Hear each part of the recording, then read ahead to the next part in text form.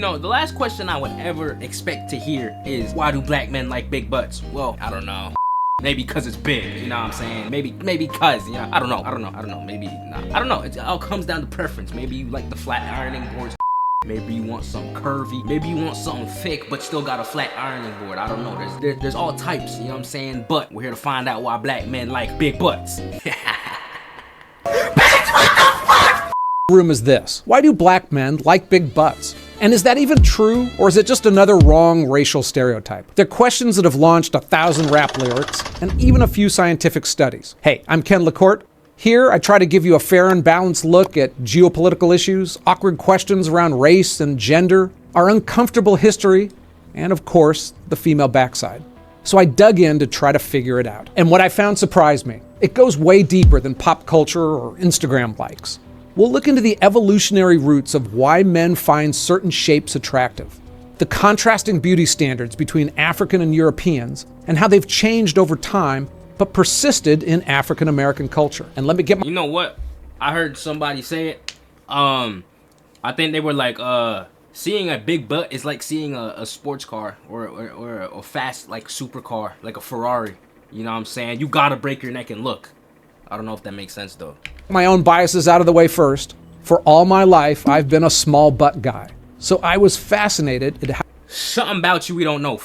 Small butt? I almost said flat. My bad. Just because it's small doesn't mean it's flat. You know what I'm saying? Now, the fact that we're talking about butts here is crazy. How millions of men came to the opposite conclusion. But first, let's make sure that question is fair. Do black men, in fact, love big butts more than others? And can I generalize about an entire race's preferences? Actually, yes, I can, especially when there's solid science backing it up. And on this, the science is clear. Black men love big butts, and it's not even debatable. Now, I know some of you— all men love big butts. We all know that. But I feel like it just comes down to preference and who is actually born with big butt. You're gonna think guys of all races like big butts, and that's true, but there's a spectrum of preferences within every group.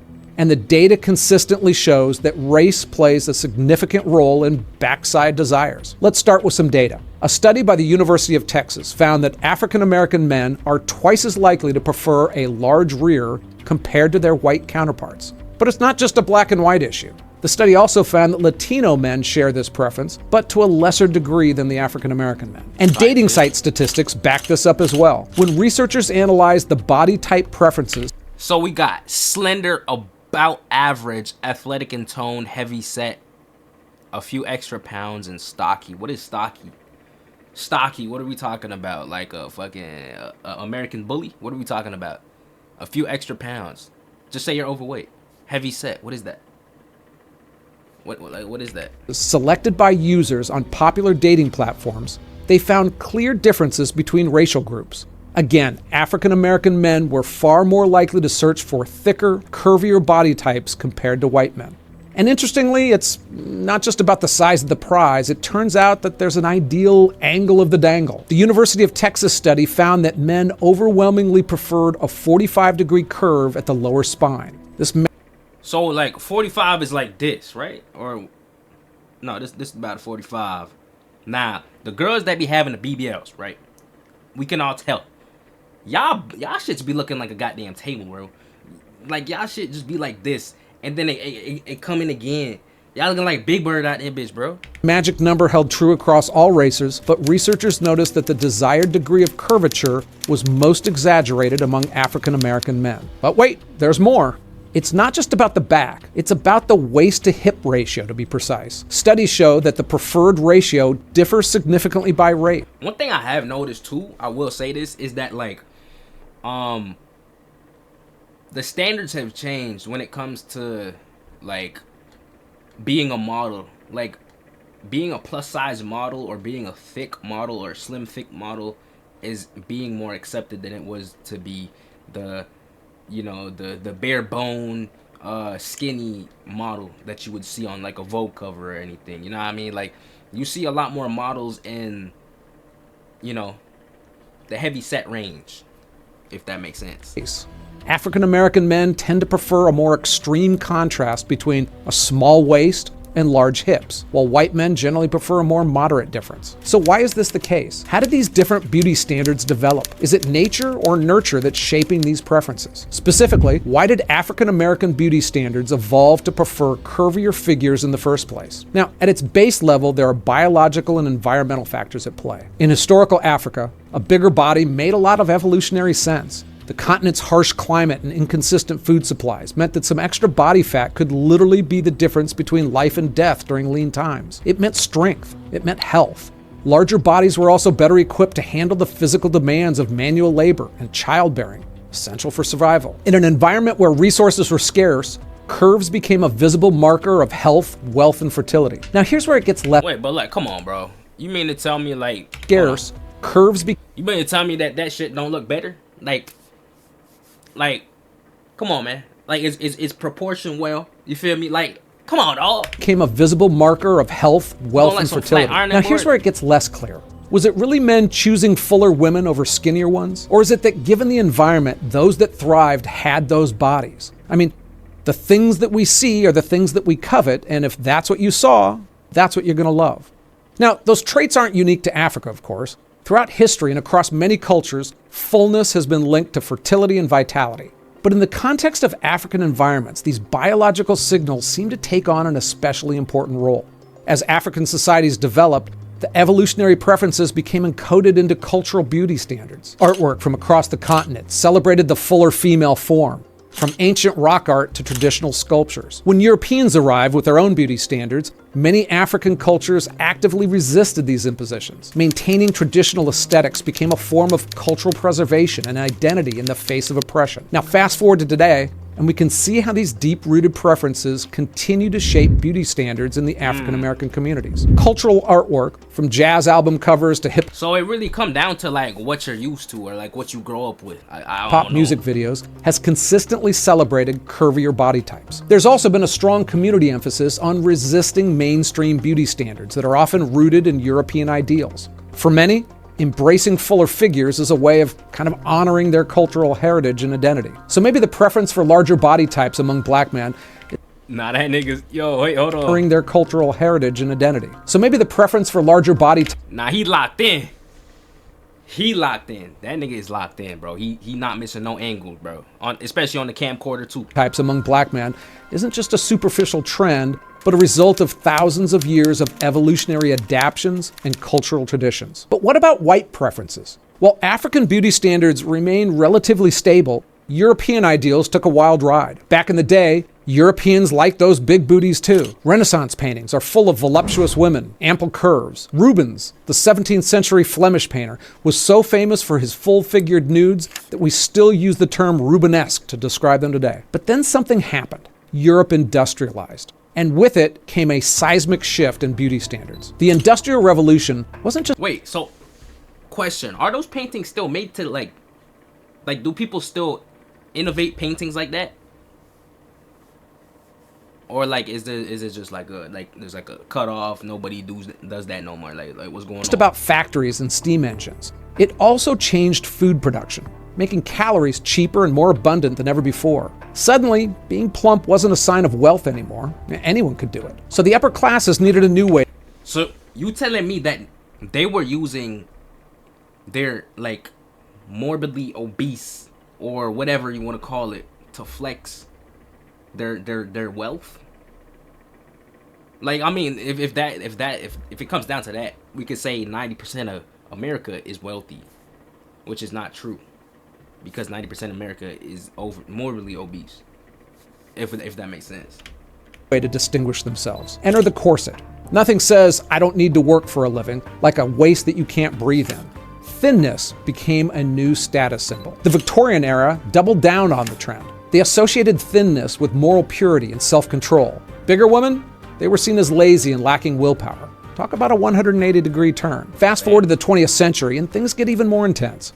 The rise of mass media, magazines, movies, TV, started beaming these new ideals into every home. Fashion magazines pushed increasingly thin models. Hollywood starlets got skinnier. By the 1960s, we had Twiggy, literally named after a twig, as a top beauty icon. But here's the kicker. While European standards were changing, African beauty ideals stayed relatively stable.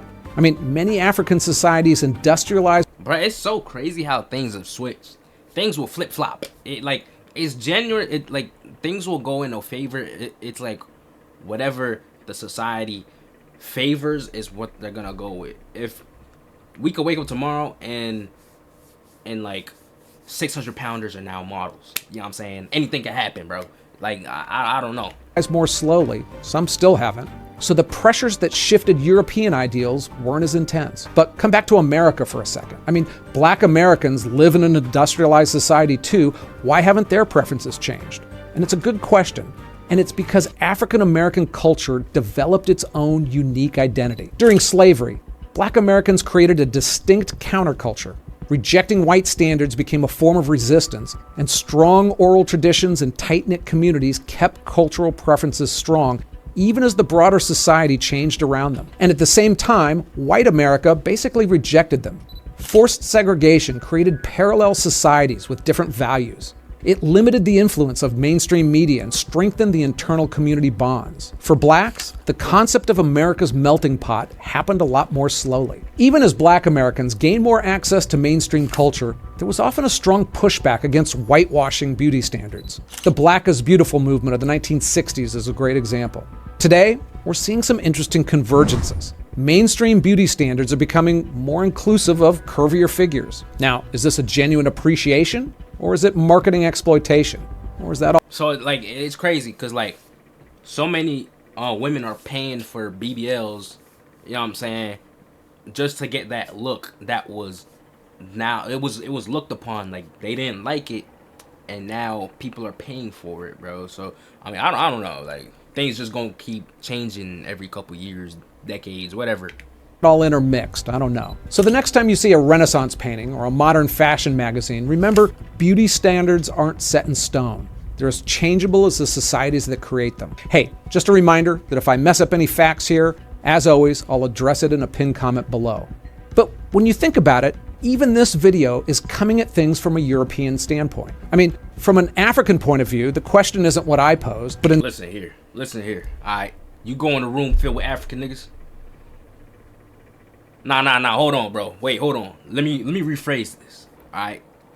You go in a room, right? You go in a room filled with 15 African men, right? And who's a good example? We have who give me one. Let's use Ice Spice in her prime, right? You gonna see 15 of them, or let's say 8 out of the 15 jump off the wall, do backflips, and start fighting each other just for a little, you know what I'm saying? That's what I'm saying, though. That's all I'm saying. Like, it's gonna be crazy. Instead, why do white guys like small butts? And that hits at something deeper. For centuries, European standards dominated global beauty. They owned the magazines, they controlled the fashion houses, they ran the movie studios. They got to tell everyone else what beautiful meant. But nature's a stubborn thing. Those African preferences that developed over thousands of years weren't just random choices, they were rooted in biology. But recently, something's changed. Now, maybe it was the internet democratizing beauty standards, maybe it was the rise of hip-hop culture, but what's really going on is definitely the rise of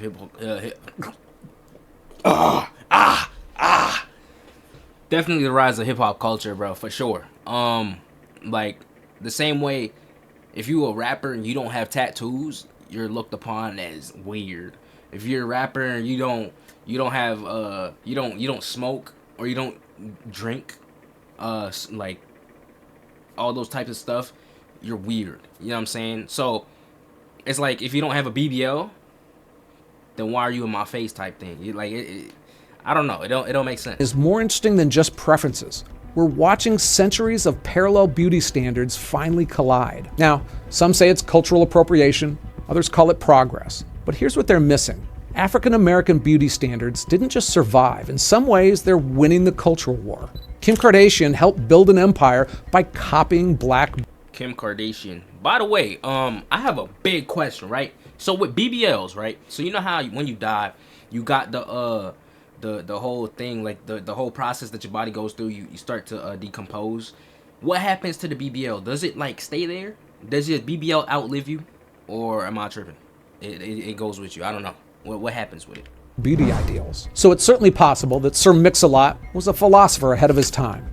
I find that interesting, but not interesting enough to change the team I'm on.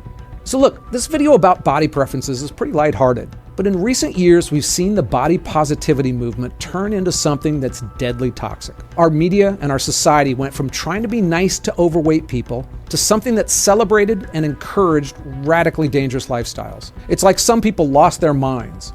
I dug into the ugly underside of that and saw that it was driven by politics and profit. Hey, thanks for watching. I'm active in the comments. Hey, listen. He touched on a very good point there. Profit. Listen, I know in certain places that like Zaza or how do I want to say this? Because I don't want to get striked by YouTube. But like the marijuana, yeah, that stuff it's illegal in some states and some countries, right? But in certain countries, the government said, look, if we can't stop them from doing it, we might as well make money off of it. Same thing with this whole propaganda with you know, having a big butt. You know what I'm saying? Surgeons, they understood that they were able to make a profit off of people wanting to get these things. So now we can't stop it. Let's push it. Let's make money off of this stuff. I think it's messed up. But comment down below what you thought about the whole video. If you want to see more videos like this, don't forget to comment, like, subscribe. Like I said, we aiming to drop a video every day.